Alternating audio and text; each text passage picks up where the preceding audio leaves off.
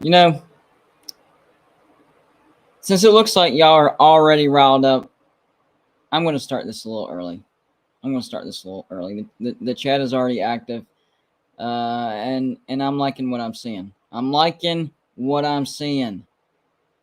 In case you don't realize this, I am streaming across 3 different channels. I'm on Golden Blue Dude Live. I'm on the Voice of College Football West Virginia channel live, and I'm on the regular Voice of College Football live. 3 at the same time. So wherever you're watching from, welcome. I am Golden Blue Dude, and this is all about West Virginia. But even if you're not a West Virginia fan, you're more than welcome to stay. Agree and disagree, argue, agree, whatever the case may be, you're welcome. I think we're going to have some guests on. Not 100% sure about that, but I think we're going to have some guests on here as well. But I'm excited, guys. I'm excited. My channel, Golden Blue Dude, we're on the march to 10,000 subscribers. Very excited about that. We hit 9,000 on Saturday, and we're already above 9,400. That's a good couple of days right there. That is a good couple of days. So I'm happy about that. So if you're not a subscriber, Golden Blue Dude, help us get to 10,000 subscribers. The goal is to get there by September 1st, the kickoff of the Backyard Brawl. And yours truly, Golden Blue Dude, I'm going to be there. I'm going to be there at the Backyard Brawl. And it's going to be fun. I'm going to do a live show there. It's going to be, who knows what's going to happen, because I know there's going to be a lot of Pitt fans. I know they're going to be talking some trash. I'm going to be talking some trash. So it's going to be fun. Don't worry, guys. Don't worry. I'm going with the posse. So I'm going to be safe. I'm not going by myself. Talk is Pitt, one of my subscribers over there at Golden Blue Dude, he's going to be there as well.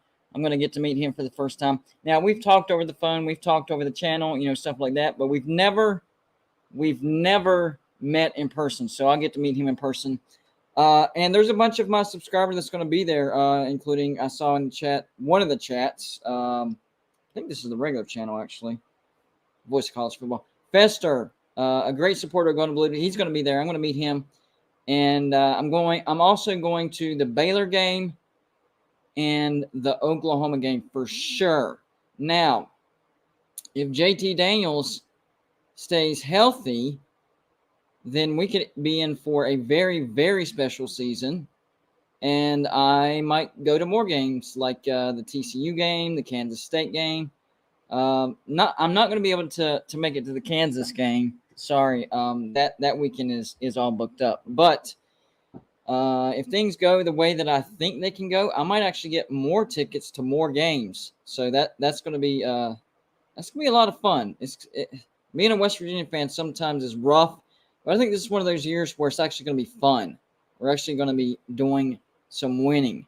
So you saw the title of the video, right?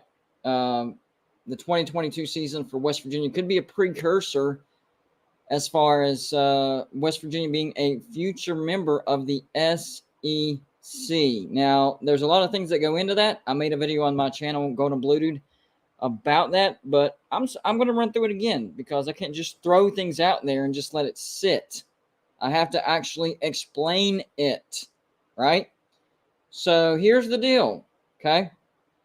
We already know that the SEC wants Clemson, North Carolina, Virginia, and Florida State out of the ACC, right? But in order for that to happen, those grant of rights have got to get figured out, okay?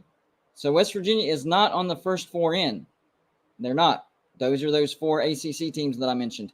But they are, in fact, on the next 4 in. Yes, right alongside Oklahoma State. Next 4 in. So if the SEC goes to 24 teams, West Virginia in. Without a doubt, no question, no argument, they are in. That's a big if, though. What if the SEC decides to stop at 20? Then we're not in. So how do they make it in before the SEC gets to 24?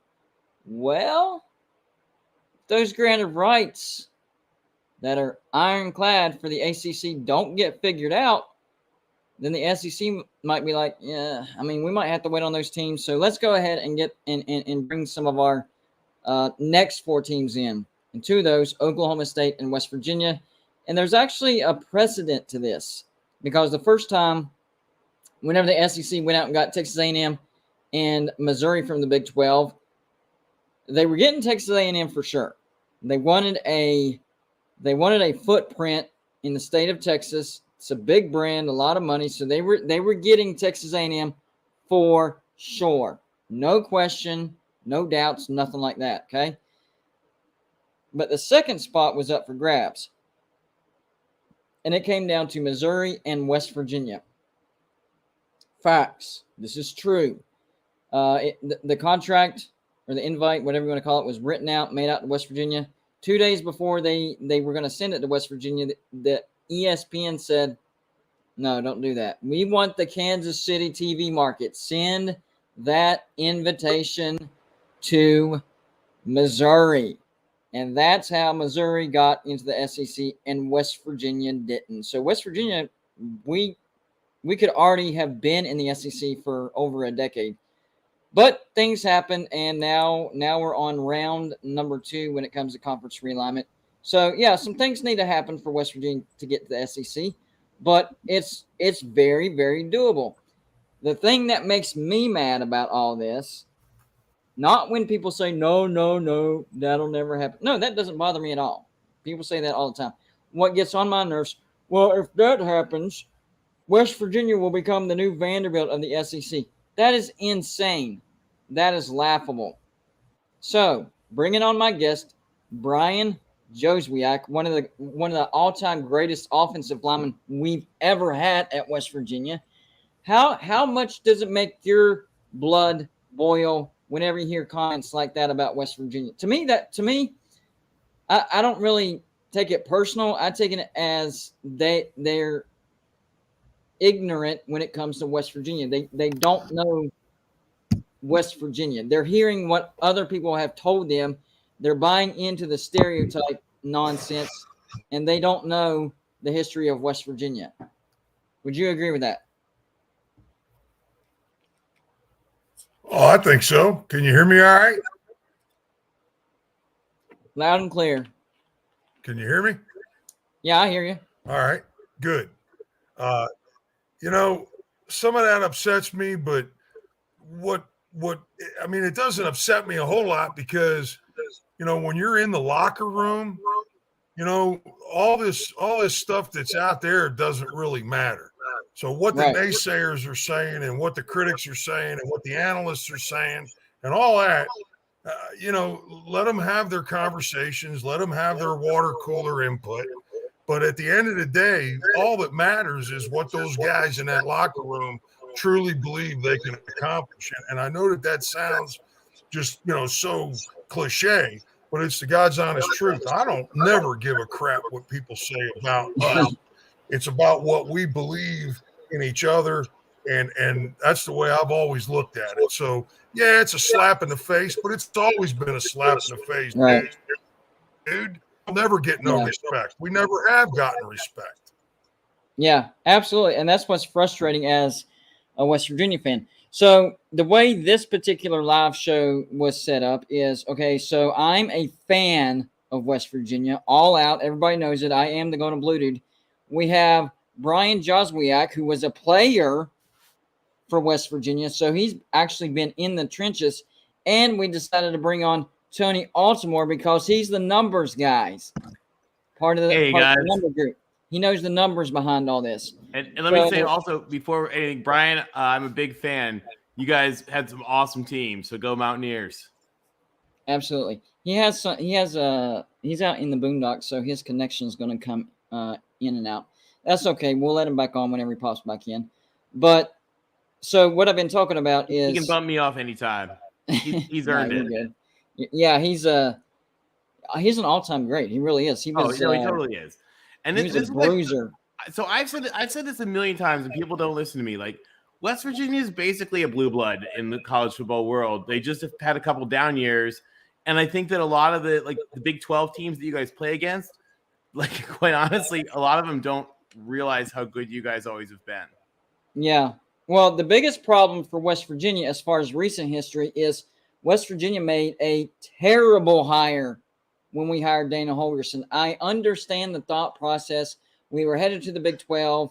You know, I wanted a Big 12 guy, I but went to he's USC. You not don't a have good to explain coach. to me about terrible hires. I understand how they go. Yeah, but we were headed to the Big 12, and he's very familiar with the Big 12, right?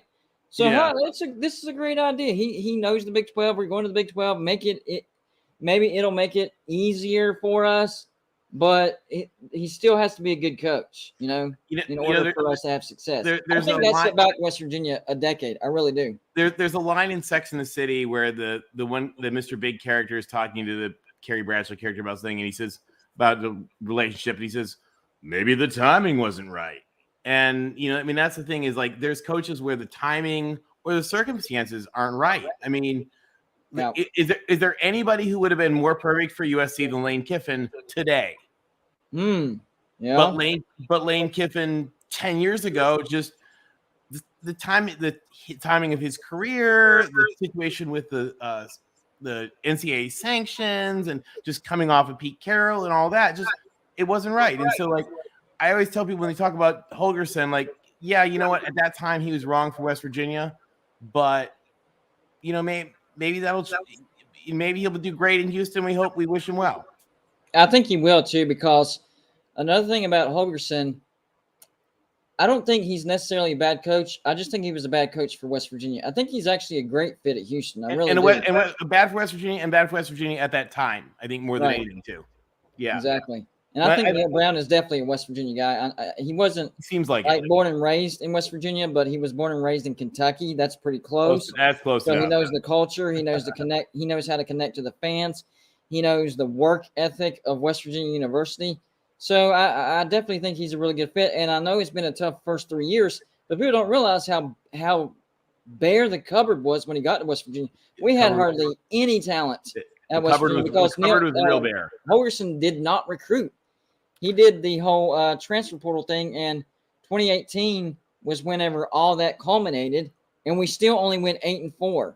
We had NFL. That's what another thing that people don't understand about Dana Holgorsen.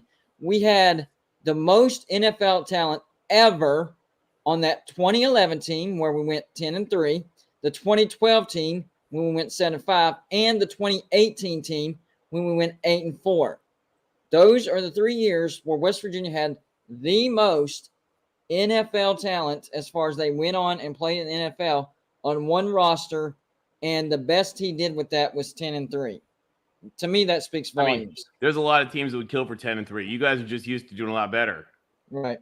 Exactly. Yeah. Exactly right. Exactly right. There are couches that need to be burned. Some of these super chats real quick. John Waffle H2P. He's actually a very loyal supporter and subscriber of Golden Blue. Just happens to be a Pitt fan. We try not to hold that against you, and you do support the channel. So John Waffle, if you want to laugh about that, John, there are some amazing pictures of Texas A&M who redid their stadium a couple of years ago and just invented all sorts of new championships they didn't win. Yeah, and Alabama too. They say they have 18, but for them, Mark Rogers debunked that. But in this super chat, he said WVU has 0 natties. They didn't win in 1922. Sorry, that's a debate for another time. But I get the trash talk. David Cummings, thank you for the $5 donation. Says John Walker, we have been and played for more natties than Pitt since 1980. Yes, David, I like you. I like this guy. The problem with West Virginia is not that we're not successful. It's we don't get to the national championship enough. So, in other words, when we do get there, it's make or break, and it's been break. 1988, we get there, but injury, losing Notre Dame. 1993, undefeated, had a chance for a share, but we dropped the ball against Florida. And then 2007, 1 game away, and, of course, 13-9 happened. Well, but let's also remind West Virginia fans that you've been to way more national championship games than most of these teams. Yeah, absolutely. Like way more than most of the entire SEC. Yes. I mean, okay, so you could name Kentucky way more. South Carolina, they've never even sniffed the division championship. I had a sassy comment on Twitter about in 1969 in the ACC, but they went on to get thumped by West Virginia in the Peach Bowl. So more than South Carolina, more than Vanderbilt, more than Missouri, more than Arkansas, more than Ole Miss, more than, let's see, Mississippi State, more than let's see, not Yeah, Tennessee, I don't not count Florida, Ole Miss not as Georgia. like they're like super racist half win in like Uh-uh. one random poll. I don't even count that one. I would say at least half the league, if not more. It's about half the league. About half the league has never done anything. Yeah, But they're in the love SBC to league. celebrate. They love to like have a little personal time celebrating to Nick Saban. Yeah, exactly. Anybody that hasn't already, I like to remind everybody, please hit the like button, whether you're watching on Golden Blue Dude or the Voice of College Football or the Voice of College Football West Virginia channel. Hit the like button. It helps the video hit the YouTube algorithm. Whenever that happens, the video gets suggested more and more people click on it, and that's how you build the audience. So please hit the like button. Simple, easy, fast, and free. But if you want to get my attention or Tony's attention, the best way to do that is hit the super chat button. That's that little dollar sign down on the bottom right-hand corner. Whatever you put in that super chat, I will put on the screen. If it's a question, I'll read it, and we'll answer it to the best of our ability. If it's a comment, then we'll just address it. Hey, if you want to make fun of me, that's fine too. We'll put it on the screen. But that's how you get our attention. So what about the numbers? Because a lot of people say West Virginia brings nothing to the table when it comes to the SEC. Nothing. They, as far as fan base, TV revenue, they bring no value. Do the numbers support that argument, or do the numbers support, wait a minute, and I'm not talking about like Alabama value or, Georgia value or Tennessee value, but value to where it would make sense for West Virginia to join the SEC? Well, I mean, West Virginia adds a lot of value to anybody, first of all. Like, let's just be clear. I mean, this is a program that has 30th largest fan base in the country when we did that math. Devotion among its own state, and then a pretty hefty what was I forget the number. It's about half the fans or something are located outside the state as well. Yes, more than half. I think it was like 3/5, something like that. It was a lot. Yeah. It was a bunch. I mean, which is great. The problem that West Virginia has, which is the same problem that Oregon has, actually, it's like exact same thing that Oregon has with the Big Ten. Same issue West Virginia has with the SEC, is that the threshold for what it would take to be revenue, what's called accretive, to make it positive revenue impact, is now so stupidly big in those two conferences that it's really, really hard for another team to hit that threshold. And so it would be like, I don't see how West Virginia could hit that like $100 million threshold right now, right, in our current thing. And now, by the way, guys, for those of you guys who don't know how that goes, that way that valuation goes is it's really disproportionately, right? Like Alabama's worth a lot more than that. Texas is worth a lot more than that. Florida's worth a lot more than that. Vanderbilt and Mizzou and Mississippi State and Ole Miss aren't worth anything close to that. So right. the sucky thing for West Virginia fans is you look at it and you're like, hey, we're worth way more than Mississippi State or Vanderbilt. But that's not who we're being compared to.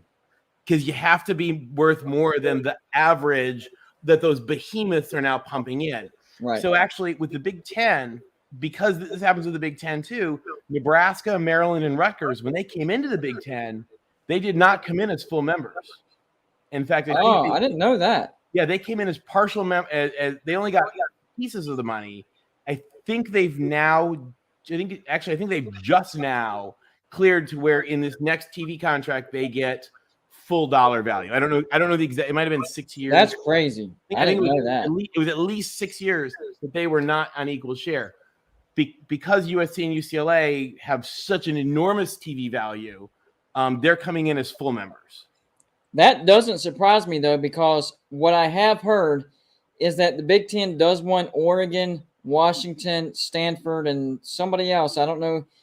Kevin Warren said four quarters, but that could be Utah, Colorado, Arizona State. But for sure, they want Oregon, Washington, and Stanford. They would like However, to stop sucking. They're not getting full share right off the bat. I do know that. If they did that, I'm sure they would. I'll tell you what I think they would like based on the numbers. And Ryan from D1360, who is the best at this. If you guys, D1360 channel on YouTube is awesome. It's Ryan from Chicago. In his numbers, and he and I kind of agree, like Cal is the perfect answer, but they're so bad Right. What I think would delight the Big Ten, nothing more. Like, I bet Kevin Warren is Justin Wilcox's biggest fan right now. Like, come on, let's get that team to win some games here. I just had Travis. I forgot to send him the link. So sorry, but that's why I'm on my phone. I don't want you to think I'm ignoring you. Oh yeah, no, not at all. Forgot to send him the link. This is what happens when you're live. Mistakes happen. Oh my God, I see Jordan in the chat. I see Will in the chat. I see Tim in the chat. Joey in the chat. This is like there's John, and this is like the all-star crowd. Hey, we bring it here. You bring it. I mean, your chat. This is like Hollywood celebrities here. We got you're fully in your chat.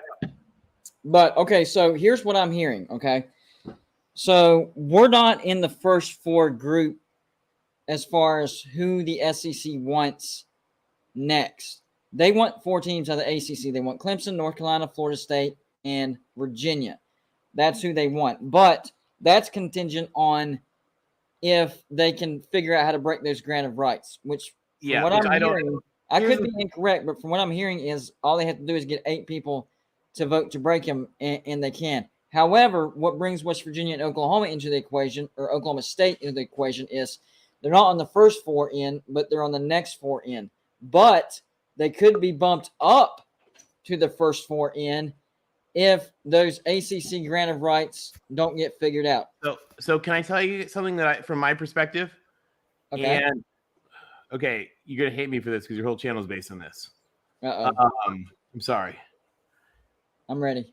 All of the firepower and the legal firepower and the money and the people and the lawyers and the complete ability to take a hack state government and bend it to your will to do whatever you want in the state of Texas, and they can't break their grant of rights. Really? So even if they got the majority vote? No, think about if there was a way to get out of the grant of rights, the University of Texas would have done it, and their contract is exactly the same as the AAC or the ACC, from what I'm told. I'm not an attorney. The only thing about that would be only 2 were leaving, though. They'd have to get more people to. Yeah, I say that, and they wouldn't have a landing spot. That I still don't see happening, and the potential damage would be very hefty. It doesn't seem likely in the short term. What I do know is if they can't find a way around it, one team, just one, leaving the ACC would cost them $500 million this year. I don't know if it goes down every year, but for this year, if a team were to leave, $500 million, and which is stupid. Whatever money they made in the future until 2036 goes to the ACC. That's what the grant of rights means. They own your rights. You're right. Yeah. So this is why, and I know there is an entire industry of YouTube right now being built on the idea of getting wishing your way out of the ACC grant of rights. But think about Texas and all of the hack baloney legislation they passed that's just nightmarish to even think about. If there was a way for the people of Texas to get out of that grant of rights, they would have done it. Hold on. Peanut 3844 ABL Able. Wait, there's probably some better way to read that, but that's how I'm going to read it. Peanut 384 Able says no one wants West Virginia. From a Miami fan, that's not good because Miami's in the same boat as West Virginia right now. So yeah. Hey, by the way, Miami we have to be on the same page here. I'm not trash talking Miami, and Miami shouldn't trash talk West Virginia right now because we're in the same exact boat as far as right now. The SEC and the Big Ten are saying we're going to pass on Miami. So come on, man, come on. Get Miami, on board with this. Can you get into the Big Ten, please? Can you guys get in the AAU so the Big Ten can take you? Well, I'm hearing that they are playing for AAU. Do you know about my background with Miami? Not with Miami, no. USC, yes. Miami, no. Okay, a good friend of our family's was a football coach in Miami. So growing up, my dad and I would go down there for spring practice, and he would scheme offenses with Miami coaches, which is what we would run for my high school. So I grew up with Denny Erickson. We knew the U. So I love the Cane. And those old Miami, this is the thing we kind of miss about the Big East, right? Those Miami West Virginia games, those were some football games. I remember the run by Quincy Wilson. That was crazy. I remember it like it was yesterday. All right, so Travis Kenobi, he's on here. We're bringing him on as well.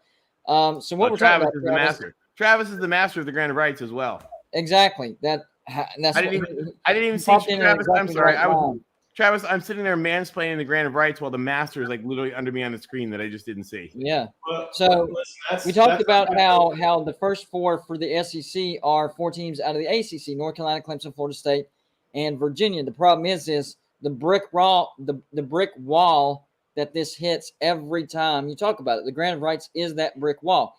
If they cannot find a way around that, the next four include West Virginia and Oklahoma State. So if the SEC goes to 24 teams, we're fine. But if they don't, then we're going to be still on the outside looking in. However, if those ACC grant of rights hold in place, there's a big-time possibility that Oklahoma State, and I'm not just talking about West Virginia. This is Oklahoma State too. So I'm not just isolating West Virginia. Oklahoma State and West Virginia could be bumped from the next four to the first four until either the grant of rights get figured out or 2036. If it's as ironclad as they say that is. Does this mean the SEC is shopping? Because I heard the Big 12 is open for business, and maybe that's where the SEC wants to shop. And did you hear what George Clark? Oh my gosh, Pac-12. I feel bad for you. Okay, first of all, no. Hold on. Let me add a little color to this. First of all, we know that line was written by the sassiest intern they found out of the Stanford band. That was a bit of a tongue in cheek. He still had to choose whether to say that or not. No, my gosh, it was awesome. It needed to be said. It's kind of like when Bob Bowlesby stood up to ESPN last year. You know, that's true. That's true. He needed to come out and get a zinger. It wasn't a mean zinger, and I'll tell you. I mean, first of all, he and Brett Yormark are good friends. So I would bet that he got back to his phone backstage, and Brett Yormark had probably texted him a shopping cart emoji and a fire emoji and a laughing face. Yeah, you're probably. I didn't realize that they were close friends like that. They're friends. I want to ask Travis this. So, Travis, I don't know about you, but I'm expecting West Virginia to have a really good season, like 9-3, with if JT Daniels stays healthy, possibly a 10-win season or better. I think that if the grant of rights stays intact, like a lot of people are saying, and they can't find a way around it, and the SEC has to go to Plan B, which means West Virginia and Oklahoma State. Whenever I say this, a lot of fan bases in the SEC like greatly underestimate West Virginia. Greatly. Me and Tony talked about this earlier, how West Virginia has been to more national championships than over half the league. So if West Virginia does end up in the SEC, we get SEC money. I'm not saying that we would be like upper echelon, like Alabama, Georgia, Tennessee, but we're not going to be the doormat like at Vanderbilt. Everybody's saying if West Virginia ever joined the SEC, they would become the Vanderbilt of the SEC. Can you explain to these people why that is totally wrong?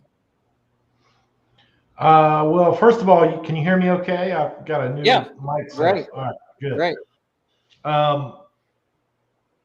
I mean, listen, there would be an adjustment for sure because the top to bottom competition is higher than the level that we play right now, just like there has been an adjustment in joining the Big 12. But Vanderbilt, we are not. Does anybody actually say that we would become Vanderbilt? Yes. Yeah, you know what? Whenever we're done with the show, I'm actually going to look up those comments on the channel and I'm going to send them to you. Yes. Yeah, do that, because whoever's saying that lacks a total appreciation for the history and context of college football. He literally just almost said what I said earlier, word for word, didn't he, Tony? That's almost what I said, word for word earlier. Yes. Almost verbatim. Yeah. I mean, Vanderbilt. I have had some discussions with people who have suggested that there are a handful of college football programs in the Power 5 ranks right now that if push came to shove and they made this more of a semi-professional league and the Power 5 conferences broke out, that Vanderbilt would abandon football. When has Vanderbilt ever been serious about dedicating the resources necessary to build a winning football program? But they don't Never have in their history. Vanderbilt's going to be like the Pittsburgh Pirates, though. Like, they're getting all the money they can spend on baseball and facilities and everything else. I'm a Reds They'll fan, take so I that, they'll love take that. that money. You're what fan? I'm a Reds fan, so I love that comment. It's true. It's true. I grew up with the Buccos. My uncle's a baseball coach and coached the Pirates for many years. So I was a Buccos fan for a long time. I'm still bitter at Sid Bream, in fact, because he lost me to the World Sid Series. Bream, though, man. Yeah. We were on our way to the World Series in Toronto when freaking Sid Bream.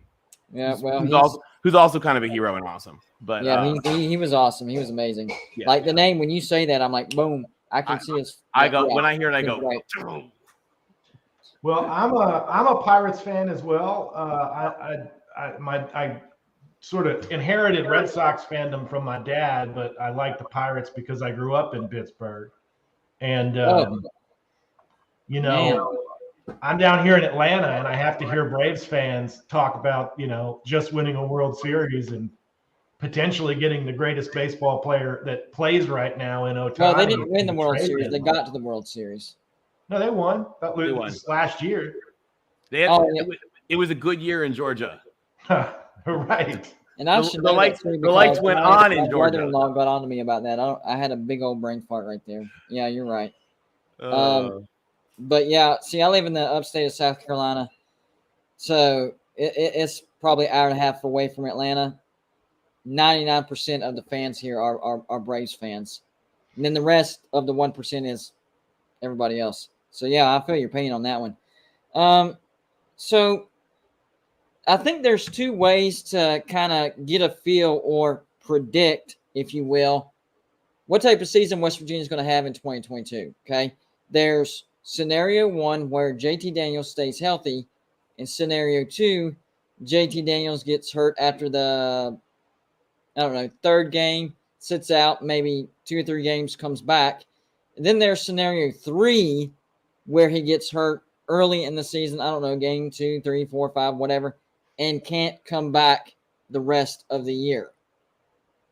That matters because I think all 3 of those predictions are going to be different depending on, how much we have for JT Daniels. So we'll start off with worst case scenario, okay? JT Daniels gets hurt early in the season. He gets through the backyard brawl. We'll give him that. He gets through the backyard brawl. Let's say he gets hurt in the Virginia Tech game, okay? He gets hurt in the Virginia Tech game. That's the 3rd game. West Virginia still somehow comes out and wins the game. So we're still 3-0. But the rest of the season, with JT Daniels being injured, not coming back, Will Crowder stepping in, how do you think West Virginia fares, Travis? It depends on a few breaks, but frankly, I actually like 7-5 in that scenario. I don't hate that because I think as long as we don't go below Will Crowder, I think the starting quarterback for West Virginia is going to be better than Jarrett Day. Now, if we get down to Garrett Green, bless his heart, love the dude, has great heart, but he actually gets too juiced up. Like his adrenaline, he has got to find a way to control that adrenaline because it causes him to make mistakes. It causes him to fumble and turn the ball over a lot. If he can get that under control, Garrett Green could actually be very, very dangerous. But right now, he's a little out of control. So I actually agree with that. I would say 7-5 with a possibility of 8-4 if it gets down to Will Crowder. Now, let's go to scenario 2. JT Daniels gets injured. We'll stick with the same game just so there's consistency, okay? Scenario 2. JT Daniels gets injured in the Virginia Tech game, right? But nothing major. He comes back. I'm going to say he comes back in time for the Oklahoma game. So he's out for a good 3-4 games, something like that. But he's back for the Oklahoma game, right? How do you see West Virginia's record then? I probably see it as 8-4 under that scenario. 8-4. All right, so let's make sure we have this straight, okay? So, worst case scenario, JT Daniels goes down to the Virginia Tech game, doesn't come back 7-5. Second scenario, JT Daniels gets injured in the Virginia Tech game, but is healthy in time to come back for Oklahoma. And when we say comes back healthy, he's at least 90%. They're not going to throw him in there at 70% for a re-injury. He's at least 90%. West Virginia goes 8-4. Okay. Now, best case scenario, JT Daniels healthy the entire year. I straddle a 9-3 to 10-2 fence on that. I agree. That's why I picked 9-3, because the unknown is the injury. There's a specific reason why I asked the questions the order that I did, because that kind of gives us a determination of the value of JT Daniels. It could actually be higher than 10-2. I say 9-3 because that's still a variable. I'm not saying JT Daniels is going to stay healthy and he's going to play every single game. I am going to say I think he stays healthy most of the year, but there's still a chance he can miss a game or two. That's where I'm at. That's why I go with 9-3. I think if he stays healthy at 100% throughout the year, West Virginia can go 11-1. 11-1. Okay? Now, our road games aren't that bad this year. If we get through the first part of the year, our schedule actually is favorable for West Virginia. We start off the year with the road trip to Pitt and a road trip to Virginia Tech. The only reason those are kind of tough is because they're rivalry games, a heated rivalry. After that, road trip to Texas. That's going to be our toughest road trip in conference, because I think Texas is going to be much better this year. They do have talent. Last year, I just think that they let that Oklahoma game get away because they had that game won, and mentally they just flushed. They checked out. They were done, and they went on like a 5-game losing streak, including losing to West Virginia. So that's our tough road trip. So I could see us losing to Texas because it's going to be our toughest road trip in conference, and it's right after a road trip to Virginia Tech, an emotional win on the road. We stay on the road to Texas. So I could see that as a loss. But the rest of the games are very, very manageable, especially on the road. We have Iowa State at home. Yes, tough environment, but Iowa State is taking a significant step back this year. West Virginia is the better team. Texas Tech, a lot of unknowns. Texas Tech has played West Virginia very, very well, but they haven't played a West Virginia team with the type of skill and athleticism that this team has. That's a win with JT Daniels. Let's see, another game. Oklahoma State at the end of the year, right? Last year, I'd be a little bit more scared. But this year, they lost Knowles, and they lost a good chunk of that defense. They do have some good pieces on offense, but that's still a winnable game. I have West Virginia losing that game because of the injury factor, and Oklahoma State isn't going to be a bad team. I don't think they're going to be quite as good as last year, maybe an 8-4, 9-3. So they'll be good enough to beat West Virginia at home. But a healthy JT Daniels all the way through the season, that's more than likely going to be a win. So the value of JT Daniels for West Virginia this year is off the charts. The dude is a leader. The dude is better at throwing the ball downfield than he is the underneath routes. Travis, what have we been missing the past 3 years? Well, a lot. The main thing. I actually would argue the opposite of what you're about to say and say that Jarrett Doege's biggest weakness was throwing the short ball, like 5 yards and under. Well, his weaknesses were all over, though. But we were missing the deep ball. And right. We know Graham Harrell wants to take shots, and JT Daniels has the arm to take the shots. And he has the targets to do it, too. Yeah, I would, and that's a good point. That's one of the things that I try to make people understand is the combination of JT Daniels and Graham Harrell. It's not just one or the other; it's there together. Let me get to these super chats real quick. Vanity Rose, thank you for the $5 donation. Says, let's say your wish and the SEC goes with the second option. Who else goes with West Virginia and Oklahoma State? Because 18 is a stupid number. 20 makes sense. Yeah, I agree. I actually don't agree. And I'll tell you why. I'll tell you why, Vanity Rose. Because when you're looking at like valuations, like the convenience of scheduling is not really as much a factor. Remember, the Big Ten had 11 teams, which 11 is a terrible number for scheduling. And the Big Ten had 11 teams for 18 years, something like that. Yeah. Because they didn't have somebody else that they wanted. So if you were to say hypothetically, and I'm not recommending this or reporting on it or anything, but if you were to say hypothetically in this example that it was West Virginia and Oklahoma State, like you don't necessarily want to have two more just because like that looks better on a chart. Like you want to, especially because West Virginia and Oklahoma State, just being honest here, are not revenue accretive. Right. So you're looking at dilutive. So you're already, everyone you add, quite honestly, anyone the SEC adds in this, other than maybe Florida State and Clemson probably, is losing them money. So you're going to say, okay, are we going to lose money because like it looks prettier on a chart to be able to have 20 members? I mean, you're right, it does. It's way easier for scheduling. But well, like in this scenario, the ACC's off the board. Exactly. That's the point. It's holding back. So they're skipping the ACC. Who else are they going to get? More teams from the Big 12? Who would add anything? I can hire some brilliant mathematicians for less than like $70 million who will be able to figure out like how to do some better scheduling. I bet I can get them for like $50 on Upwork. Gotcha. David Cummings. For $50 on Upwork, I'll find you a schedule to work with 18 teams. Gotcha. Let me get this super chat real quick. David Cummings, thank you for the $5 donation. Says, so Tim, since Pete has left now, this is going to be a USC question, I can tell. So Tim, since Pete has left, how good has the Pac-12 been?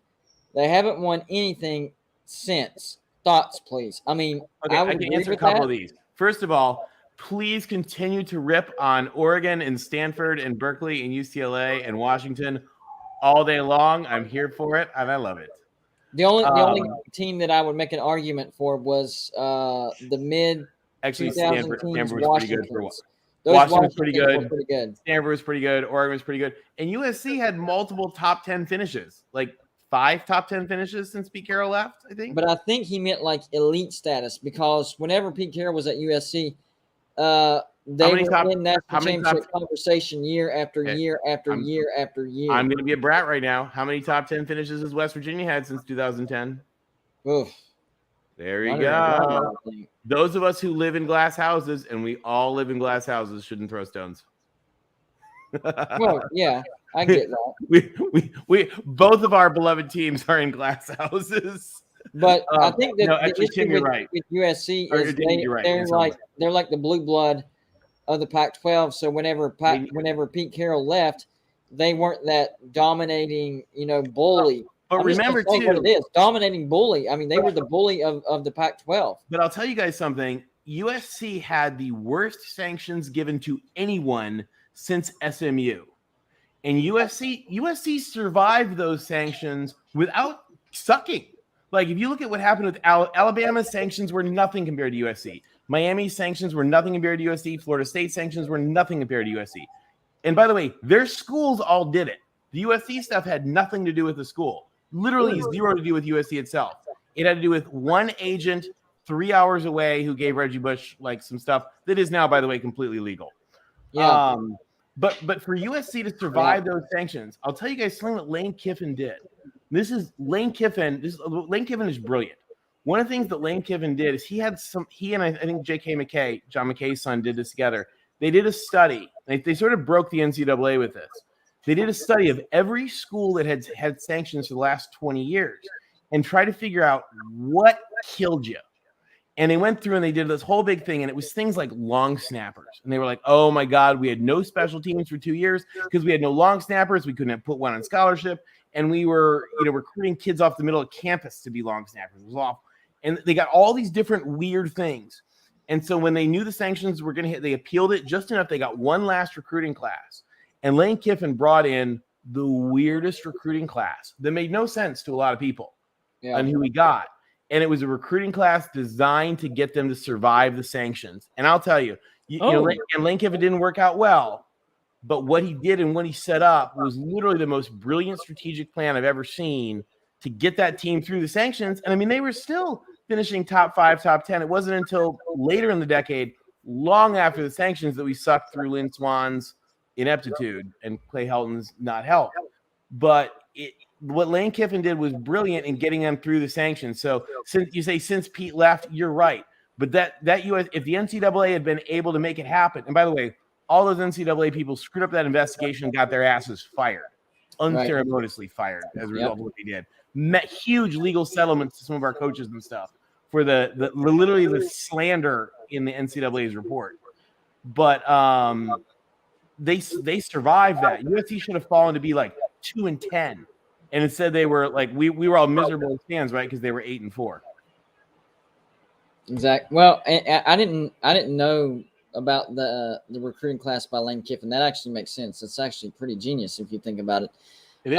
That's why NCAA sanctions nowadays, like Penn State sort of did the same thing a couple years later or 2 years later, whatever. And it really has taken a lot of the teeth out of NCAA sanctions because Lane Kiffin broke the game. He figured out how to do it. Now, let me explain something that us West Virginia fans are going through this year. The over-under as far as win total for West Virginia, Travis, correct me if I'm wrong, 5.5, or at least it started at 5.5. Is that correct? Yep. Okay, so that's with Neil Brown putting out a really good defense every year, right? That's coming off 6-6 last year. A bad year, 6-6. You're saying after West Virginia goes out and gets a great offensive coordinator who attracts JT Daniels, 5 offensive lineman starters coming back, a good defense is going to be out there as usual. Caden Prather and Bryce Ford Wheaton, not to mention Sam James is going to be out there. So are they saying that the loss of Hakeem Mesidor and Darryl Portal Jr. is worth us being even worse? I thought that was crazy. I mean, I know our schedule is, it's tough, but it's not that tough, is it? I think there are a couple of factors, but frankly, Mark and I were talking last week about the concept that Vegas sort of, even though they always find ways to win, right? And they try not to be wrong, that they also do inject sort of trap bets. And I get the feeling that West Virginia is a sneaky trap bet for them because I mean, even with Will Crowder being the starting quarterback, I have a really hard time objectively looking at our schedule and saying 5.5 wins is the right over under. Yeah, exactly. That when I would have been okay with 6.5. Honestly, I would have been okay. We went 6-6 last year. We get Graham Harrell, JT Daniels. They're expecting us to be about the same, but with 5.5, they're actually expecting us to be worse. Can I give you one other perspective on that? So I used to be my first job out of undergrad. I was an investment banker for a firm in New York and LA, and we had a lot of clients that were casinos. And somebody told me, and I thought this was the best description I'd heard on this. They said the thing about the sports books is they're not there to predict the sport. They're there to make the money.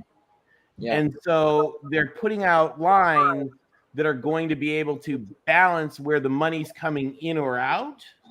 Right. And because the house always wins. Yeah. And quite honestly, a lot of people love you guys and a lot of people hate you guys. So like you mentioned with trap bets, it's probably really easy because they're just like taunting people to take their money. I think you guys are going to win a lot more than 5 games. I think you're going to win a bunch of games. Yeah. But remember, here's an example. So last year, the over-under for Florida in wins was 9. And I told Florida fans, because last year I predicted Kentucky to finish second in the SEC East, and they were like, "You're predicting Kentucky to go from 5-6 to second in the SEC East? No, Florida's gonna." There was a lot of hype behind Florida, and then the line comes out 9. I'm like, take the under.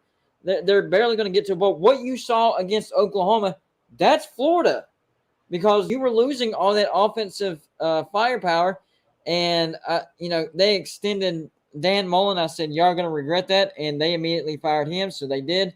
So I just pointed that out because Vegas isn't like this super genius computer that can figure out exact wins and losses. They're super genius at making money. Yes, exactly. You're right. In fact, I bet those guys have computers where they actually have better numbers on who they think is going to win. But they're taking who they think is going to win, and they're taking how they're going to do the money and combining them together. And that's when that's why you get some folks that actually that don't have the gambling dog in the fight. Right.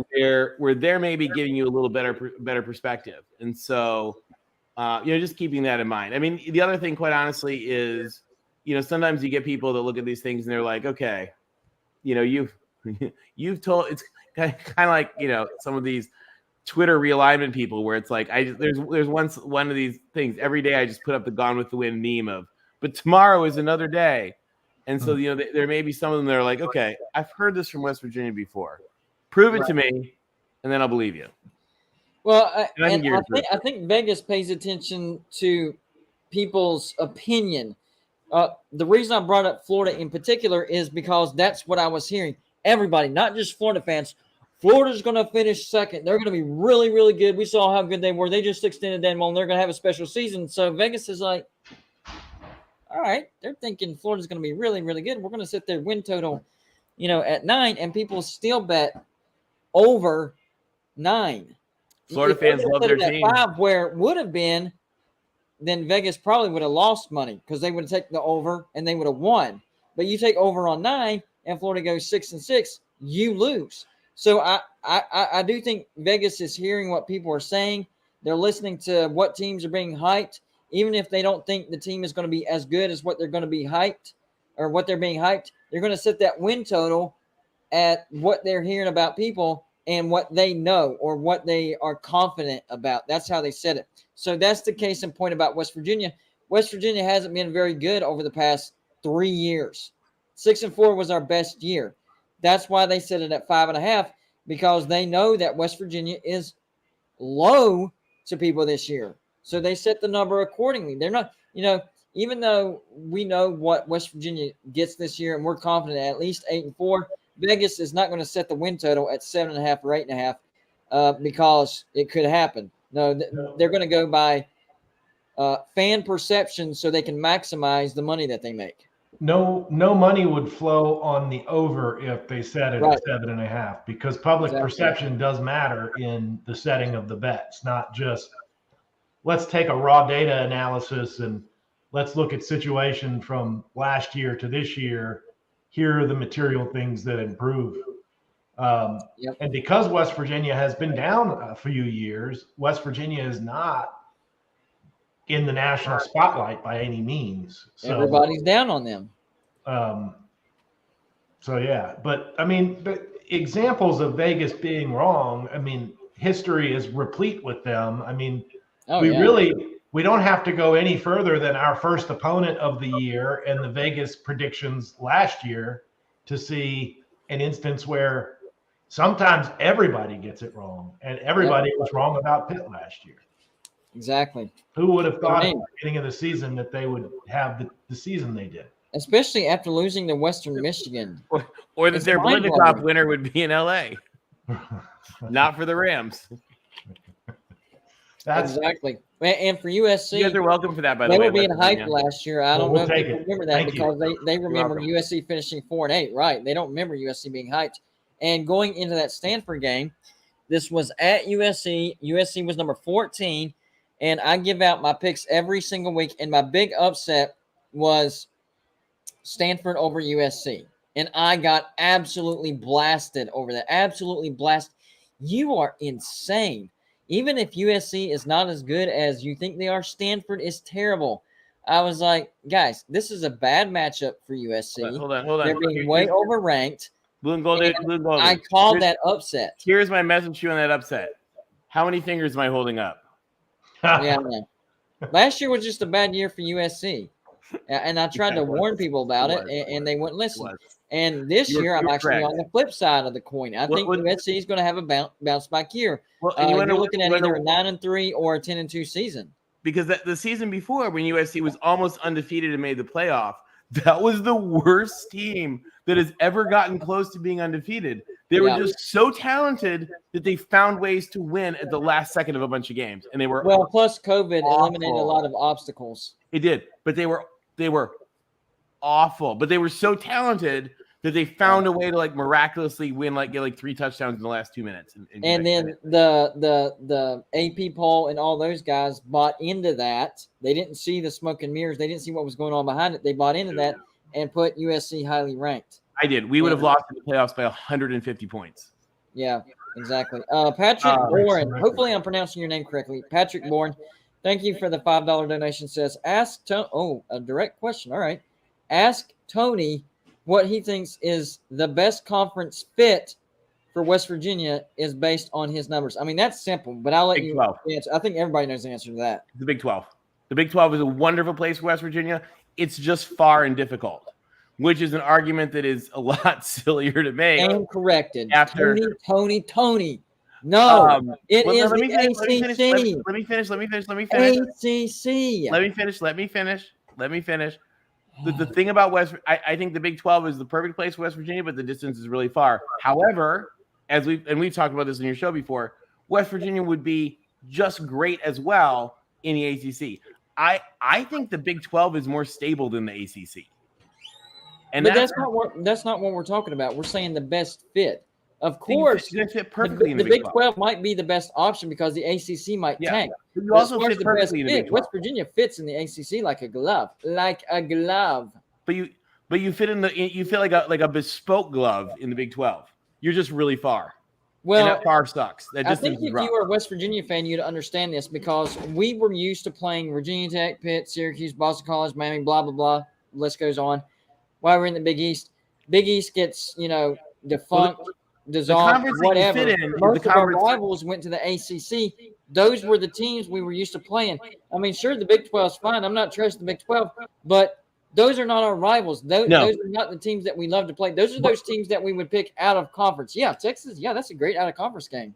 But I'll tell you, here's the thing. Here's the thing is where you guys fit perfectly is the conference that you repeatedly tried to start, and you got screwed over by a guy named Asa Bushnell, who was the doofus, the biggest doofus, I think, in the history of college sports. He ran what's called the ECAC, which was this conference, but not a conference. They called it the Eastern Conference. Yep. And you guys repeatedly through the 50s and the 60s and the 70s into the 80s tried to start a real Eastern Conference. Not who was our biggest partner in that? Penn State, Pitt, Rutgers, Syracuse, BC. I mean, that Virginia Tech. I mean, it really was the big, but we're not talking about the Big East itself was another doofus league.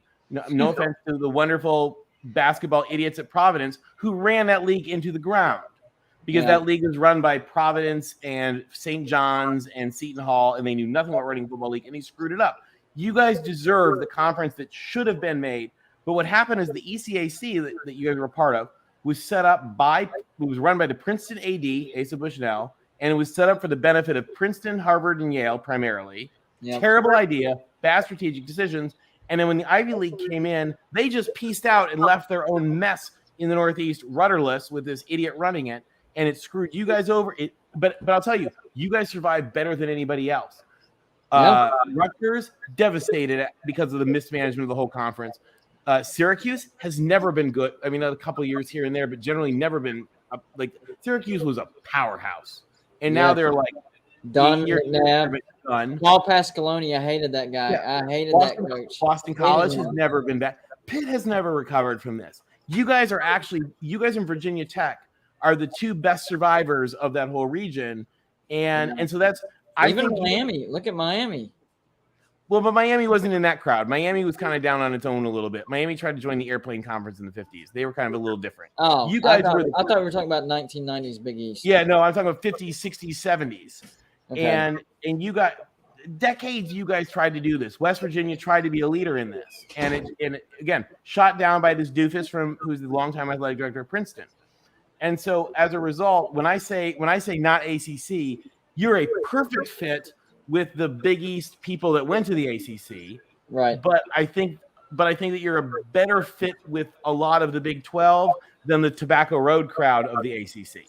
I got you. I'm just saying, as a West Virginia fan, as far as teams that we like to play. You know, a year ago, you asked me this question, and I would have agreed more with you, Chris. But today, I actually agree a lot more with Tony. And that's probably going to surprise you because you told Tony if you were a West Virginia fan, you would understand why I say this. Yeah.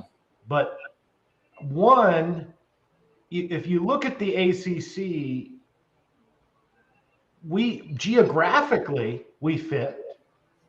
Culturally, we absolutely do not fit. Those guys don't want us. They're too good for us. We don't fit with them. The Big 12 right now is in some ways a conference of fellow outcasts. And we are an outcast in the conference of outcasts. I got you. And that's West Virginia's identity is you doubt us, we will punch you in the face. And I kind of love that, by the way. Like you guys kind of make that happen. Because the other thing is, and people like some people didn't understand this when I said like some of the Big 12's weaknesses the Big 12's weakness is its strength. And the fact that like people aren't trying to poach the right now, the ACC has that grant of rights holding it locked together. If it wasn't, oh my God, it would be like feeding season. And the worst thing for West Virginia, I think, is to be in another situation where you have another chance to be cast out. Like I think you're in right now the strongest place imaginable. I think we're reading this question differently. Okay, whenever I see this question, I'm not basing it on, what conference survives, what conference is going to last. I think we're in the safest conference. Yeah. A year ago, I wanted us to be in the ACC, well, even up to 6 months ago. But after everything that's happened, I want us to stay in the Big 12. The Big 12 does need to go out east and get some Eastern teams that would help us. But as far as stability goes, the answer is the Big 12. The way I'm reading this question is just the best fit as far as what makes the most sense, natural rivalries, road trips that actually make sense instead of having to go again, across the time zone for every stinking road trip. I have some charts I should like show you. The problem is the ACC and the Pac-12 are both very much split into two chunks. And there are two halves of the ACC, and there were two halves. Now it's the Pac-12 is a little bit messy in that, but there were two halves of the Pac-12, which were the original. They called it the Big Five, right? And then everybody else. And in the ACC, you have the Tobacco Road people, and then you have kind of like I guess you would call it almost the new kids. And the thing of it is I think when I think of the ACC.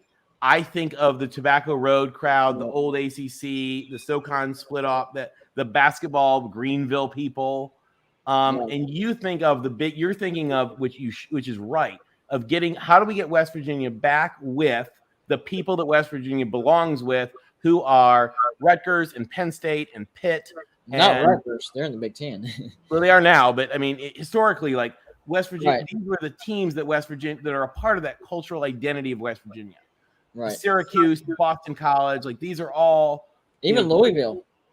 Even Louisville, exactly. Teams that you guys really belong with, and you belong playing with. And you do play in a lot of sports too. I thought it was interesting. Somebody sent me a note when I was on Kuza's show. This guy's awesome guy sent me a really, really, really insightful note that broke down totally awesome guy. Like I've met when I've done so many shows, I've met some amazing people that have like fascinating insights. And one of the things that he showed was he broke down WVU sport by sport by sport to show how the travel works. And he's like, hey, we don't have cross country meets at Texas Tech. And if I forget all the places that they went, but basically he was showing me like you guys do most of your Olympic sports competition against the traditional rivals that you always have played. and then you run off to the Big 12 tournament in cross country or tennis or something like that. Yeah. And I was actually impressed because I thought, okay, this is not as bad as I had thought it was. But and that's where I look at it. But I think right now, the overwhelming in this era of instability and people like literally clinging to contracts to salvage their conference, while literally the best legal minds in the world try to figure out how to tear them to pieces, like you're in a really good place. Here's where I'm at. I'm hoping that those lawyers saying, hey, here's my video. We're in a really good place. Doesn't get a lot of views. So continue on. ACC it is.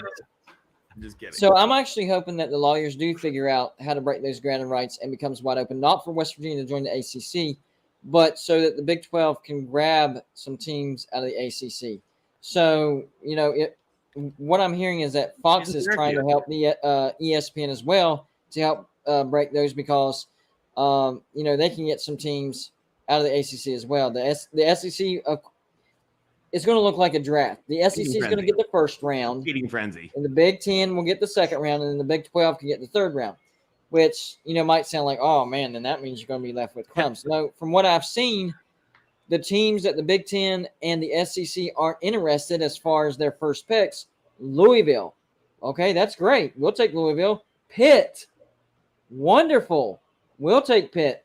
Virginia Tech's on the fringe. They could actually be taken by the Big 10 if Virginia doesn't go to the SEC, and then Virginia Tech will go with Virginia to the Big 10. I don't see Virginia Tech in the Big 10. But if not, well, it depends on Virginia. If Virginia doesn't go to the SEC and Virginia goes to the Big 10, Virginia Tech will go with them. Can I ask a question about one of my favorite schools? Go ahead. The school that I love, and it's a school who everybody I've ever known who went there, I loved. I've dated people from there. They have the most beautiful campus in the world. I love their football stadium. I was there when it opened after its renovation. How does Virginia generate positive economic value to either of these conferences? I can't get the math. I want the math to work. You don't understand, guys. I want the math to work. I love UVA. I don't see how it works. No, I know. I've run all the numbers. I'm actually more generous than most YouTube people when I run the numbers because I actually run them in a different. That's what you do. Your numbers guy. I like. This is what I do. So like I actually when people, for example, when people use the Charlottesville, people are like, oh, what Virginia's in Charlottesville? No, you dumbasses. University of Virginia covers the whole damn state as far as like it's just like West Virginia. You aren't Morgantown. You're the whole state. We're not Morgantown University. Yeah, people know this. Like smart people know this. Like random, dentists on Twitter don't, but smart people do. Nice. Nice. The thing that I can't get the math to work for UVA, even though I want to, because I think UVA would be a perfect Big Ten school. And I think, I don't know if Tim and I talked about this, I forget who I talked about it with. The USC UVA game that I went to was one of the most fun away games I've ever been to. So like I want UVA to work. And I can't figure out the math on it because I'm telling you, when you look at the TV numbers, nobody watches UVA and nobody watches North Carolina. That's what makes people ask, well, why do they want Virginia with North Carolina? Well, the only thing that I can think of is those are they're two big rivals. I didn't know that. I didn't know Virginia and North Carolina were massive rivals, but they are. They're both great, that's what they're saying. Like they don't want Duke, they don't want NC State, they don't want Wake Forest. So the next best thing is Virginia. So what they're saying is they're going to grab Virginia by default just because they're a really good rival of North Carolina. Well, and remember that the Big Ten cares tremendously, and these dumbass Twitter people can come after me for this, the doofuses, but I'll tell you, the Big Ten cares tremendously about academics because the Big Ten is integrating research, the Big Ten is integrating your libraries, the Big Ten is integrating your professors, hiring your grad students. That's where they're going to send their PhDs to work for you. So this actually matters to the Big Ten more than sports. So the thing about the Big Ten is they need to get it close enough. That's the thing about when people look at it and they're like, why would you take Cal? Well, Cal, and I hate Cal, but Cal is probably the single greatest research institution ever built by the hand of man, as far as public schools go. So they literally built and ran the U.S. nuclear weapons from then till now. Like amazing place. But for the Big Ten, you can be like, how can they create value? Well, they're okay in the market value. They need to win some more games. but the adding of them would be hugely beneficial. But when you take a look at UVA is like Cal, but not as good on the marketing side. Like I get the numbers for Cal to look like, okay, I can make this, I can make sense of this. It's close enough. I can't get those numbers to work for UVA or for North Carolina, even though those are giant, wonderful TV markets. It's just nobody watches their stinging football game. Now, for North Carolina, that may change because Josh Payton, everybody says this is going to be their breakout year. Yeah, Mike Brown has brought a lot of hope. There's a difference between having a TV market and people in that TV market actually watching your product. There's a huge difference in that. Does it make sense? Like think about it. What you're saying about UVA being an academic fit to the Big Ten makes a heck of a lot of sense. And you're right. The Big Ten does focus tremendously on it. Look at who's in their conference. And look at who some of the founding members in that conference are. Virginia makes total sense there. North Carolina, if you want a North Carolina school that's a better fit in the Big Ten, it would be Duke academically, but North Carolina does bring that rivalry. But if you're the Big Ten, maybe you're thinking about it one of two ways. Maybe you're thinking about it like, well, Virginia is one of those schools that would definitely object if Florida State, Clemson, Miami pushed to dissolve the grant of rights, because they're a net benefiter from the grant of rights and the TV deal that ESPN proposed. Yeah, exactly. Hey, let me give you a quick warning, if you will. And this goes back to my statement about the Commonwealth of Virginia. Whenever you drive through Virginia, do the exact speed limit. Because that's what they do. They target out-of-state tags, and it doesn't matter if it's just 5 over. You're going to lose that argument. And what they do is all the ticket revenue that those policemen gets distributed throughout the entire state. So what they're trying to do is they're trying to make revenue off of out-of-state drivers. That's why they target out-of-state drivers. And then all those ticket fines gets redistributed throughout the entire state. And they arrest you for reckless driving. Do the speed limit. At like 25 over, they arrest you for reckless driving. The what? I think 20, is it 25 over, they arrest you for reckless driving? 20. Yeah, it's actually reckless starts at 15 in Virginia. I lived there for a decade. You guys, you want to hear something actually really funny about driving in Virginia just really fast? Yeah. I lived in Europe for a while, and I came back for some work meetings. I flew into Dulles, and I was driving back. And I had my rental car, and I was on the Dulles Toll Road, going from Dulles back into the district, and I just couldn't go. Everyone's going so slow, and I was like, these people are so slow. They're so stupid. What is going on? I'm just flying by everybody. I'm like, these people are stupid. And then all of a sudden I realized, oh my God, I'm in miles, not in kilometers. 110 is not the speed limit. Uh-oh. Yeah, that's not good. And I hit the brakes, and thank God I'm not in jail. Yeah. Well, 110 on the stretch that goes through, like goes through eastern Virginia, 77. It goes through Wytheville, and you're in Virginia because I go through that tip from North Carolina to West Virginia, and it's the shortest section. It's only about 45 minutes or an hour in that one section. Shortest state out of the entire trip. But it's the one state that takes me the longest because I have to do the exact speed limit because there is a state trooper like every other mile. That's how I've seen. I was going north one year and I saw in the southbound lane 4 or 5 people pulled over back to back to back to back to back to back. I've never seen that before. And another thing about Virginia is radar detectors are illegal. You are not allowed to have a radar detector either. So it is a racket that they have going on up there. Seriously.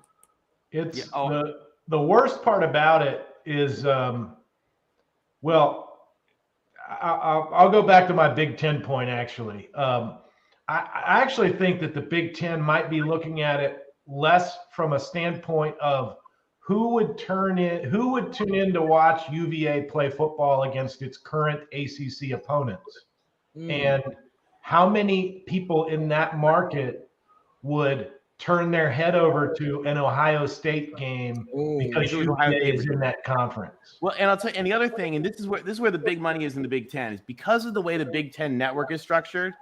I'll give you an example. The Big Ten network currently in Southern California in the LA market, I think it gets something like 10 cents a household. That's not good.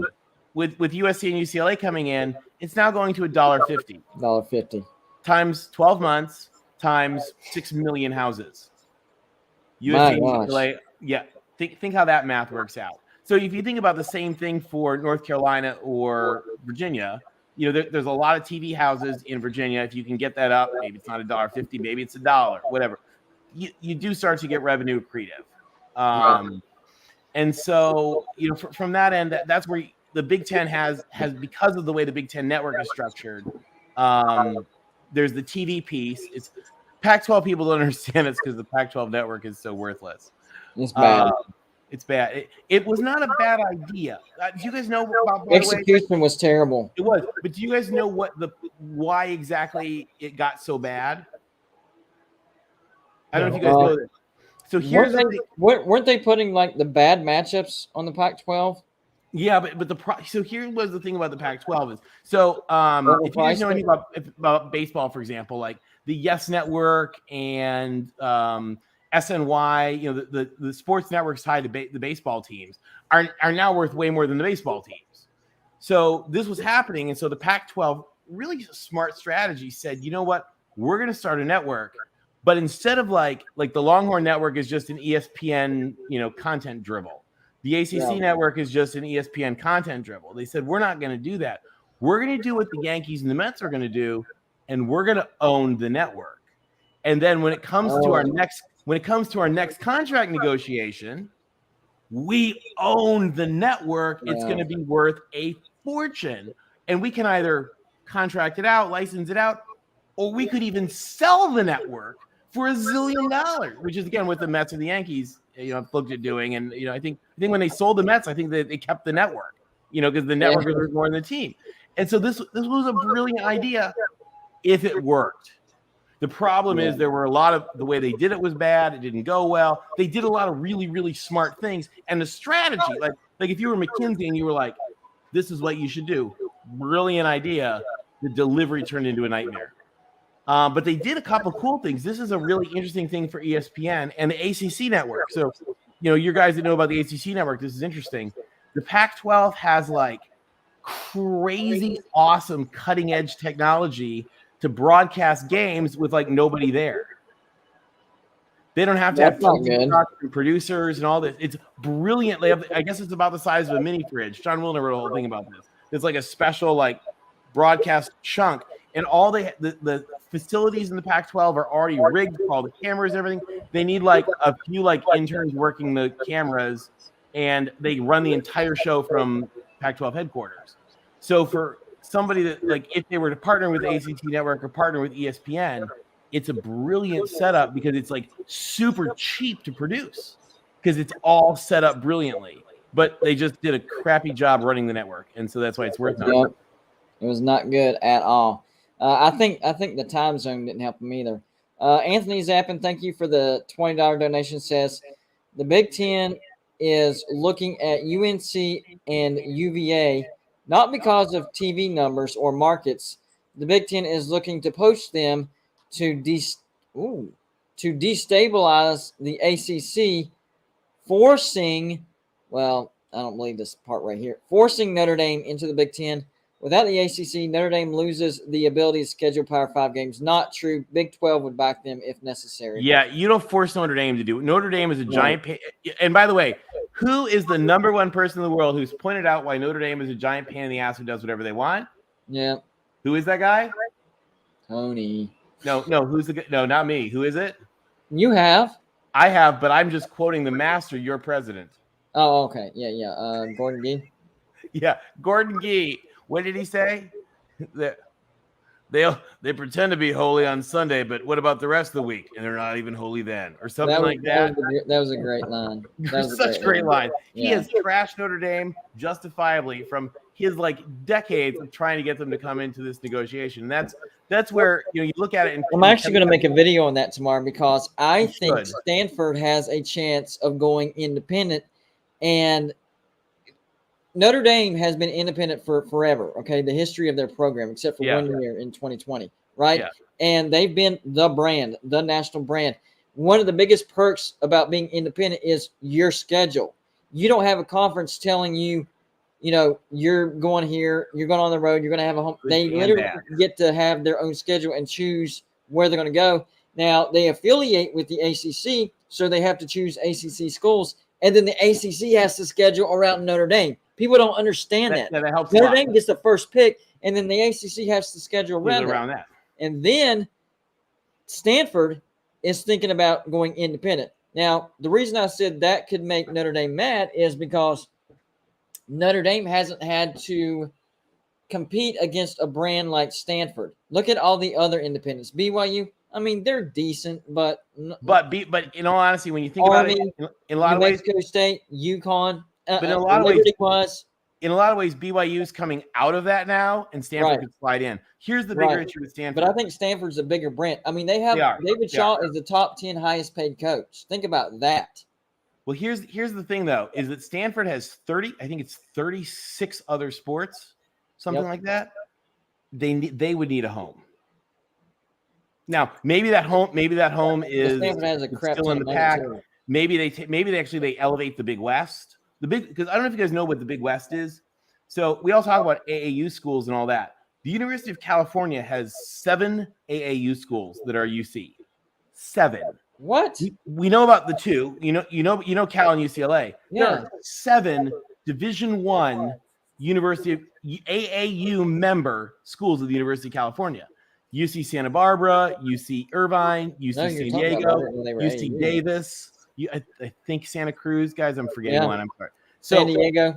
Yeah, UC San Diego is a phenomenal school. So there is a potential. There are a bunch of non-football world-class AAU schools in California, and they're in a conference with, I think, probably Long Beach State and a couple of others. It's called the Big West. And each other.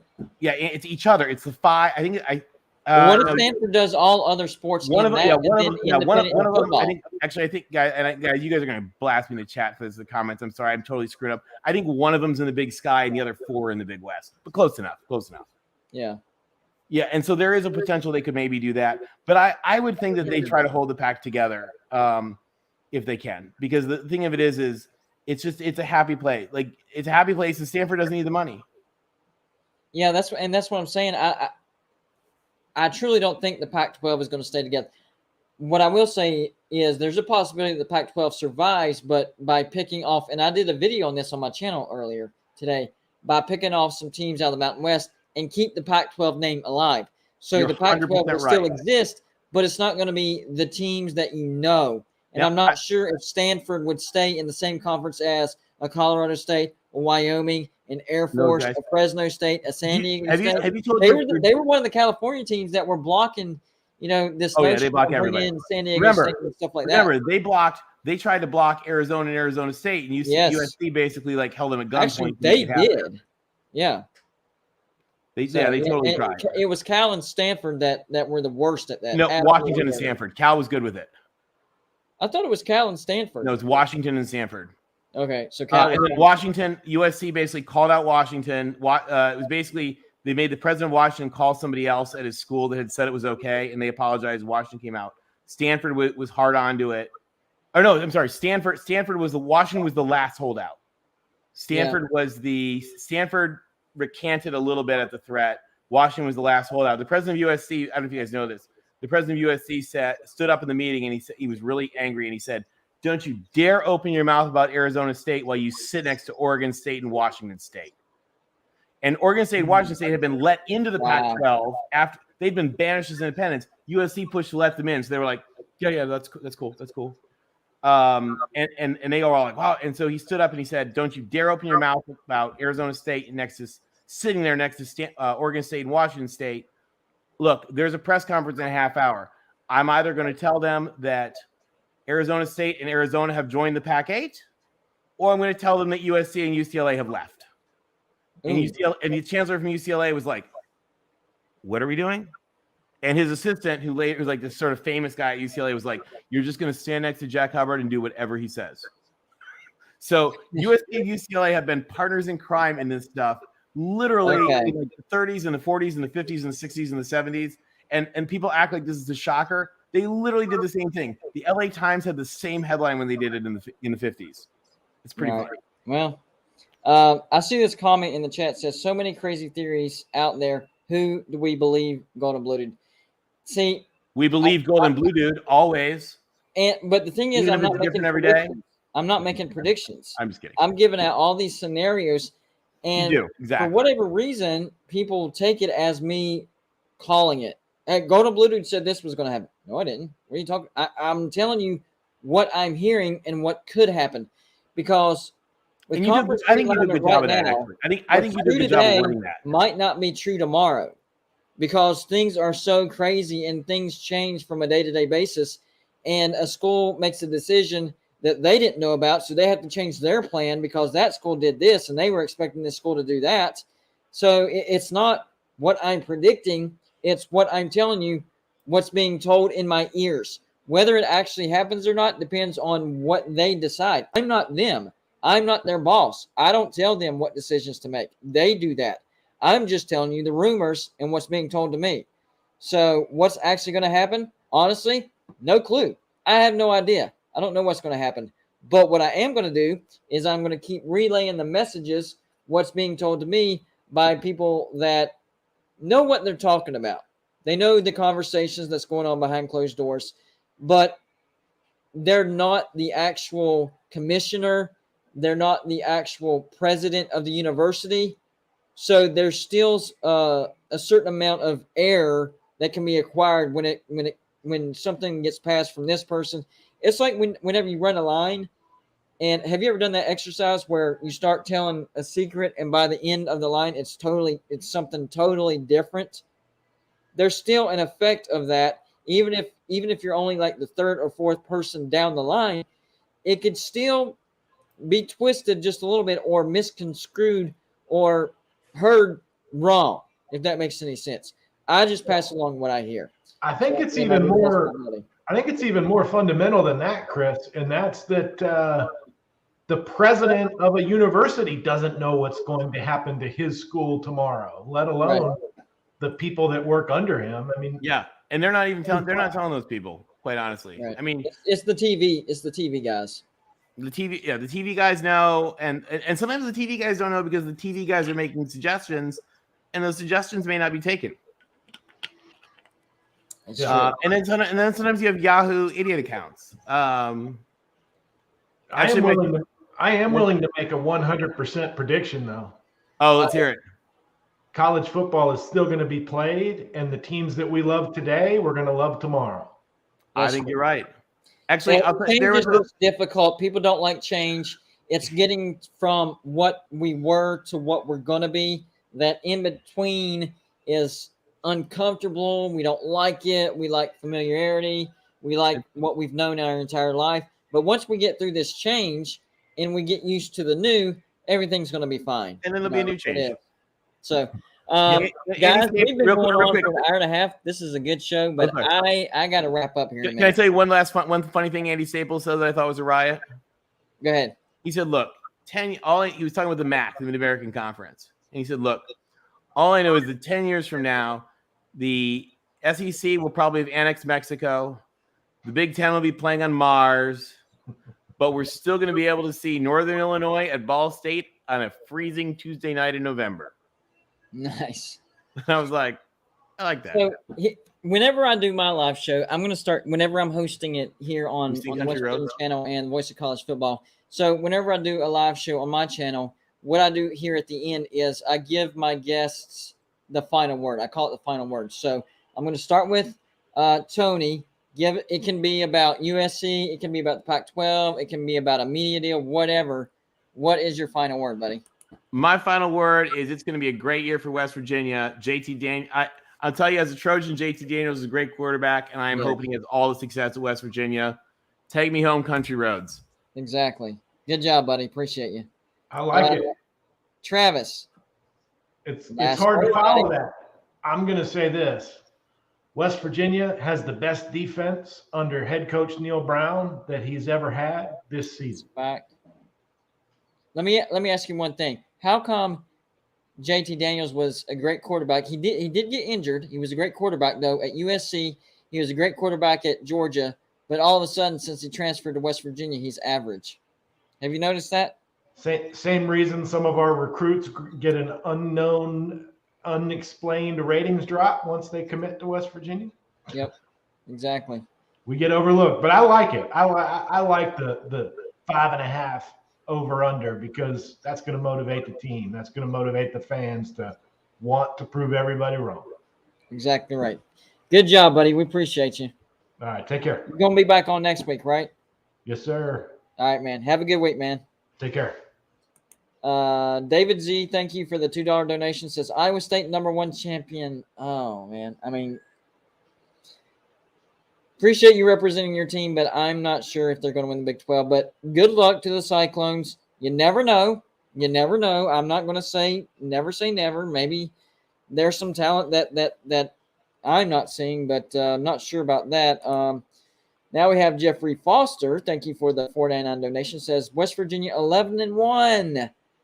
If JT Daniels stays healthy, that is a doable prediction. That's a big if, though. I try to factor in the injury thing. So there you go. All right, guys, we're going to wrap it up. Appreciate everybody that dropped by. It was a great show. Everybody that watched, everybody hit the thumbs up. Hey, on the way out, don't forget, even though it's not going to be live, people are going to rewatch this. And in order to help it get suggested more, hit the like button. So on your way out of here, please hit the like button. It helps the video, I promise.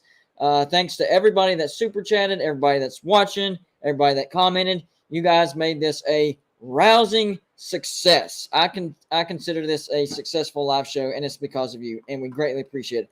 I hope you enjoyed the live show, and you were entertained. Even if you didn't agree with us, for an hour and a half, you were entertained, forgot about your troubles, forgot about your stresses, just for an hour and a half, and you were entertained. And if you're watching and you're not a subscriber, please hit the subscribe button. Golden Blued we're on our way to 10,000 subscribers by September 1st. Voice of College Football is over 36,000, and the West Virginia channel is on the march to 1,000 subscribers as well. So on the way out, hit the subscribe button, and we would greatly appreciate that. That's it for this live show. We will be back next Friday at 8 p.m. I don't know if I'm hosting. It's probably going to be Mark Rogers. He just had something come up. But until then, y'all have a great week.